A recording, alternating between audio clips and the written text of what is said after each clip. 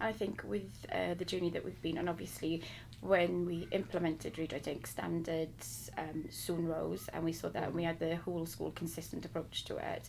But also further up the school, we've historically done group guided reading. That's embedded and timetabled back, isn't it? We do ERIC time, so everybody reading in class.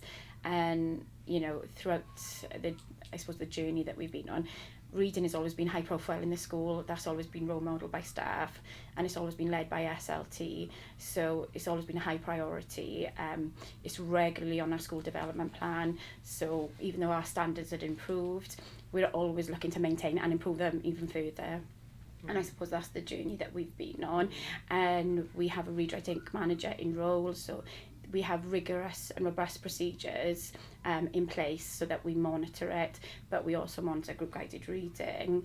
We after COVID, obviously when we came back after COVID, standards dropped as they did everywhere, so it became a huge priority again for the school, and then that's when we brought into VLEs, so reading bugs, reading eggs, just online virtual reading programs, because obviously the children have been used to doing things on screen during COVID.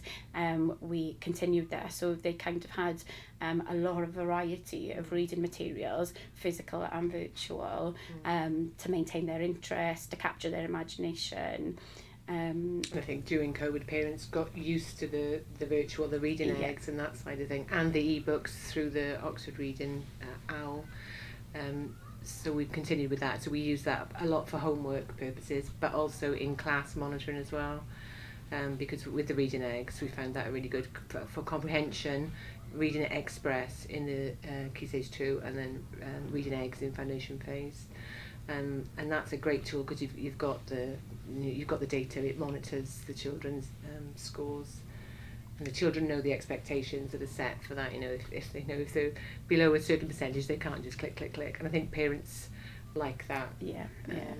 And it's those routines now are embedded within school life, so the children know when it's reading time, they know when it's group guided reading, when it's phonic time, Read Write Ink.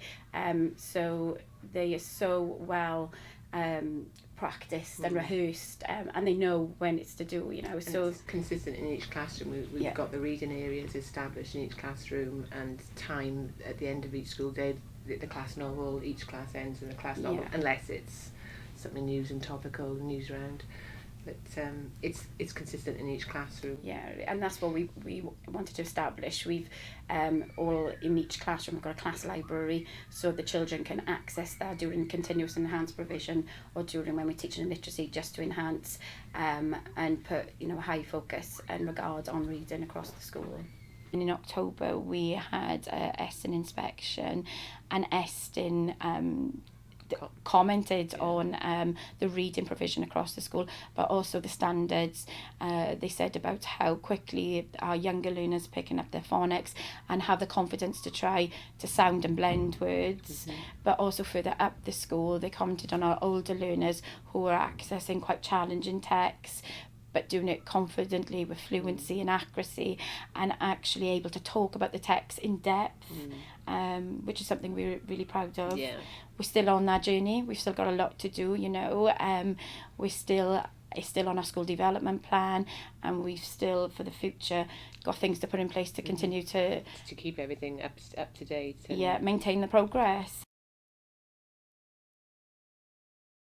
So from our assessment and our baselines of the children, we noticed particularly post-COVID that standards weren't where they should have been.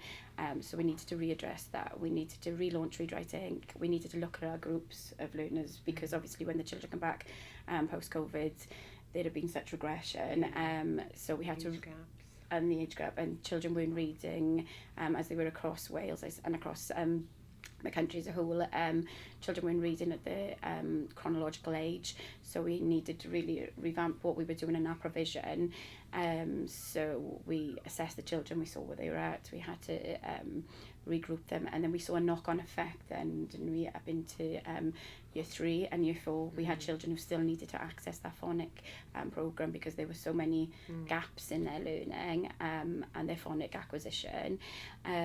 We also looked at our resources that were available.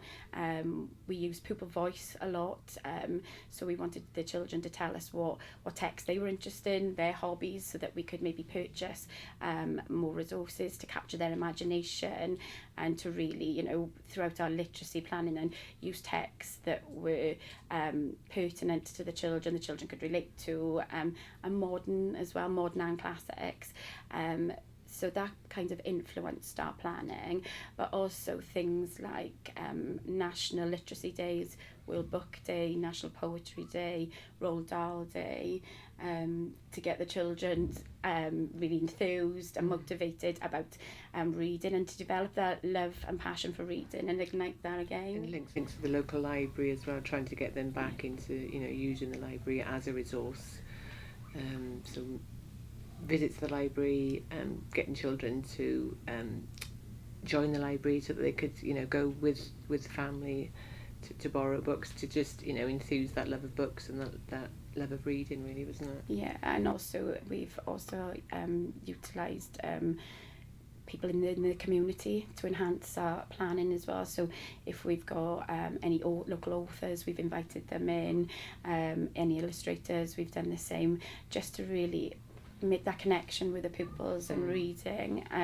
We've also invited in local drama groups who've made reenacted or retold a particular story that the children have been looking at during their literacy or their topic work.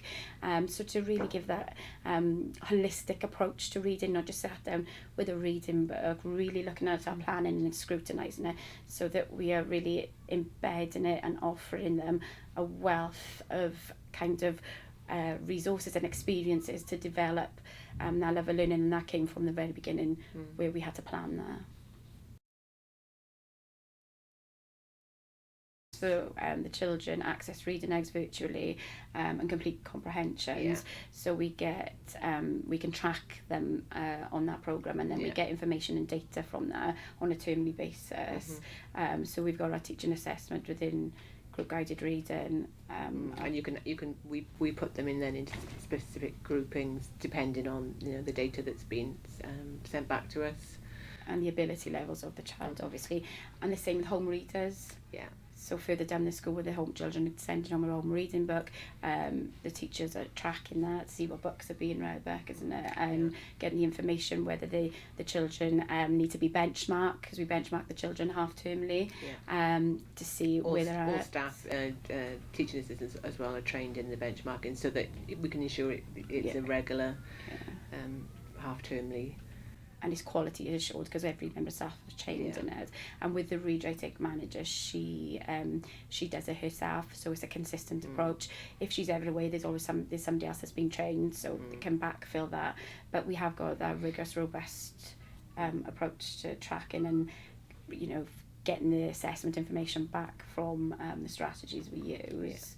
And from a whole school perspective, we have termly pupil progress meetings where the class teacher has time away from the class with individual children throughout the school day, looking at targets, talking about where the children are in their learning and the next step, and obviously reading plays a big part in that too. And then as a follow on from that, we have a class progress meeting where as SLT we meet with the class teacher. We talk about the class, we talk about individual pupils, we talk about what the strengths and the weaknesses are of the class, and then what SLT can do to support if there are any issues arising. If there's a lack of progress, and we sort of look at why do we think that's happening, and what we can implement to ensure that progress is made. And why hasn't that child maybe made as much progress in reading as what we thought they would have maybe at the beginning of the term.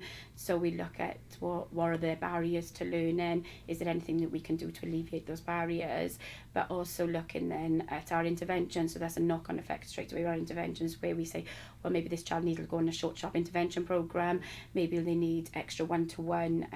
We run the keep up catch up programmes then. That's right.